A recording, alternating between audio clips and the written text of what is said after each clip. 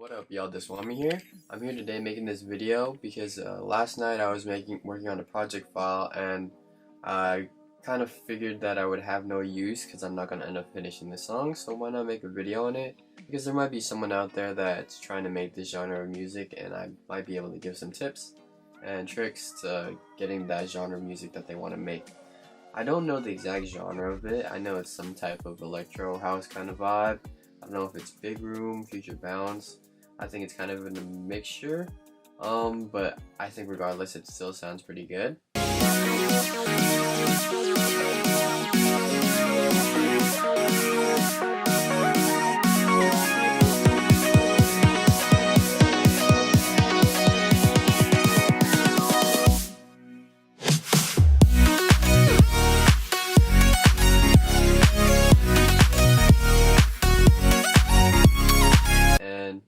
So yeah, let's go jump right into it. Yes, I am wearing sunglasses. Yes, I am indoors. No, it's not sunny outside. I just felt like wearing sunglasses today. Alright, so first thing I did in this project is pretty much get a preset from Serum called Hypersaw. It's one of the under the stock lead presets under here. And I always use this for my super saws because I feel like it always gives me the right kind of sound I need to fit the track. I feel like this one always has that energy that I need to fit in the track. So without any processing, it would sound like this.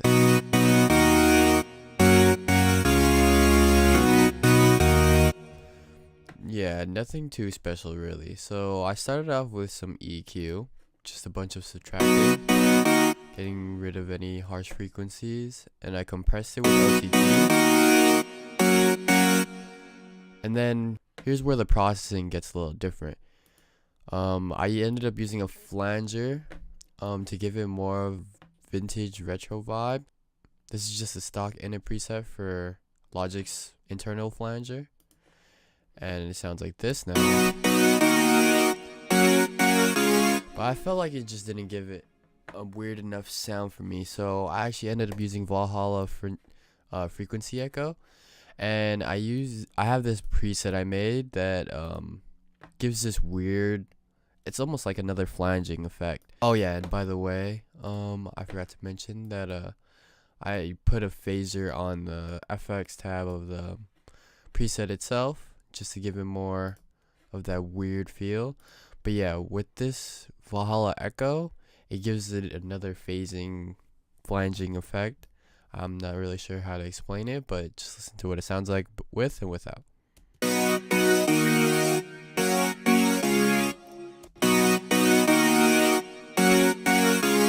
The key of the song is in F sharp major, and these are just basic minor and major chords. No seventh chords, no add ninths. This is a B. This is a E flat minor, F sharp, and a D flat. Hello, I'm from the future.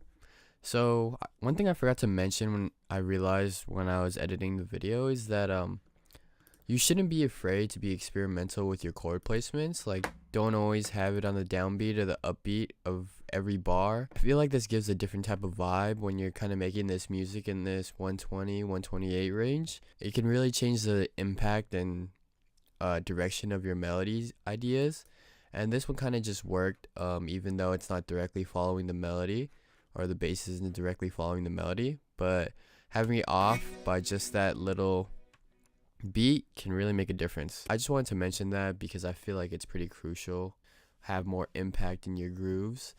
So yeah, and next on the list, I guess I'll just work from top down. I made this bass patch in Serum as well.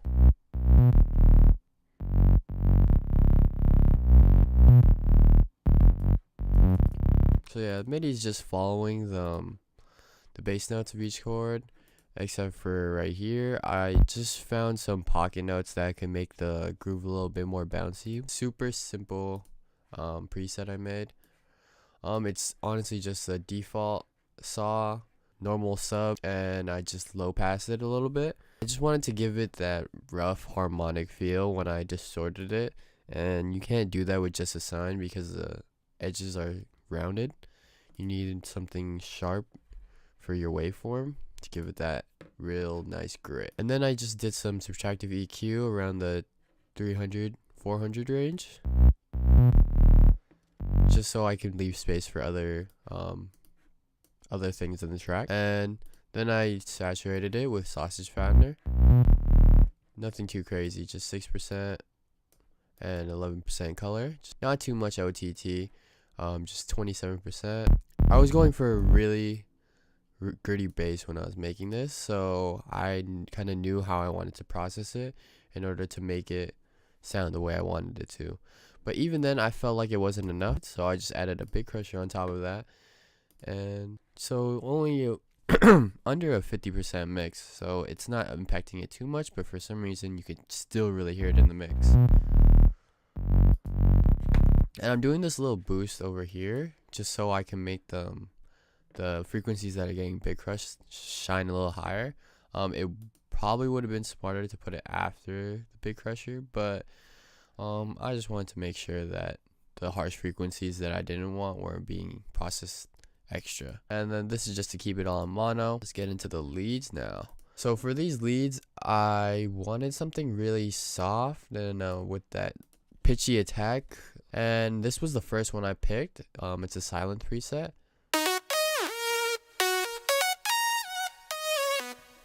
I knew that it wasn't strong enough, and I ended up finding this one.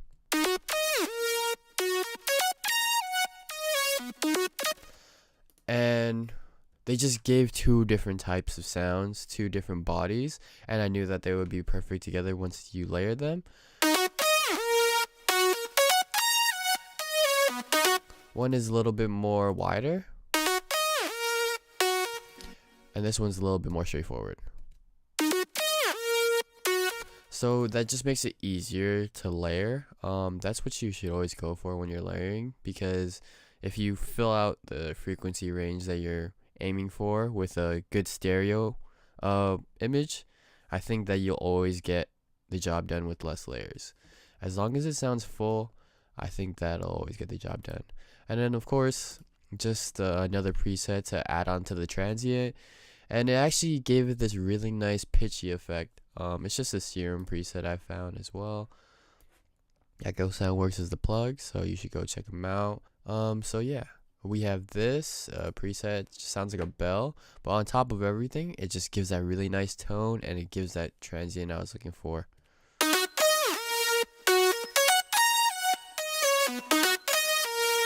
So yeah, really simple if you really put it all together, because the main course of the drop is actually only 5 layers. So you really don't need that much to make your drop sound really impactful. Alright, so onto the drums. It's really simple. All I did was use this kick that I always use. It's like 3 kicks layered together. And then I just layered this hat on top of it, open hat, and I side chained it. So yeah, it's really like a big room progressive house kind of vibe. But by the way, I always tend to pitch shift my drums using Logic's native pitch shifter.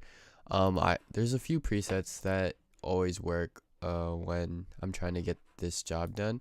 Usually if I'm going for a more mellow song, I'll pitch it down. If it's like a really high-end song, I'll pitch it up, and I'll use this preset called drum shift. And what it does basically is just change the tonality of the drums. It's not that they have to be exactly in key, but when a sample sounds to a lower pitch, I'll always tend to like pitch shift them so they fit the right feel of the track. Because if a drum sounds out of place, I feel like that can really weaken your track's essence of the image you're trying to go for and the emotion you're trying to make the listener feel. So without it, it would sound like this. Still the same kind of vibe, but I feel like in the mix of the thing,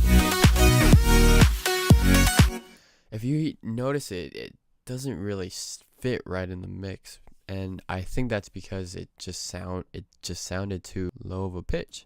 So adding this on top of it just gave it like more live and bounce. So yeah, When in doubt, just try to pitch your drums around, see what happens. Alright, so on to the clap. Clap is super simple. Not even a real type of house clap that or big room clap that people would really use. But yeah, I just felt like it worked in the mix.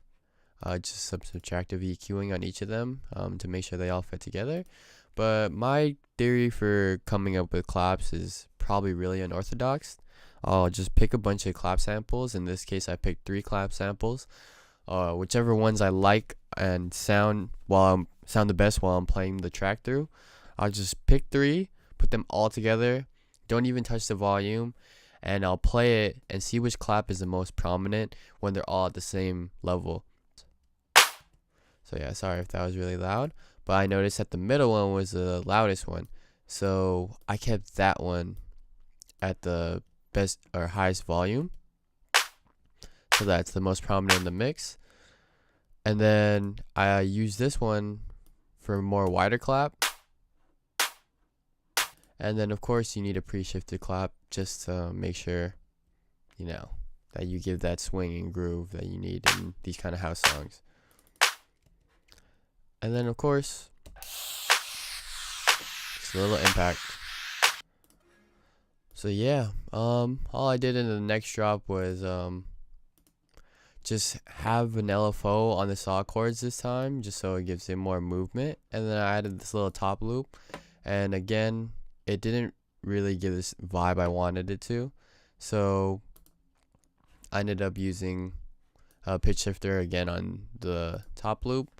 And yeah, that was pretty much it. Just some simple automation to bring in the second half of the drop using Endless Smile.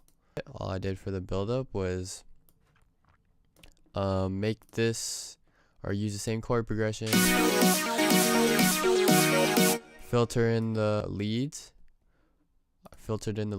for this part of the section, while there's an arc going down that's being filtered out.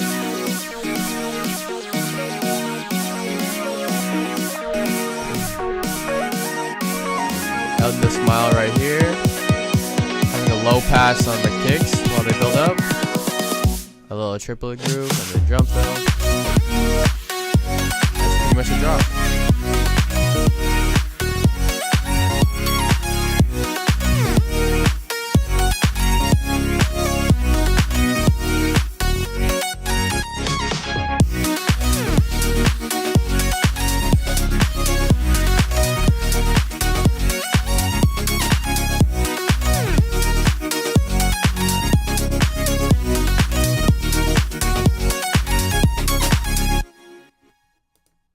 So yeah, thanks for watching to the end if you did. I really appreciate you for sticking around with me. This is a little different format from where I usually make things from scratch, but I made this off camera and I kind of wanted to share it because I didn't want it to be a waste of a project or anything. So yeah, thanks for watching. Follow me on my socials and don't be afraid to hit me up for any producing needs. Thank you, and I'll see y'all later. Peace.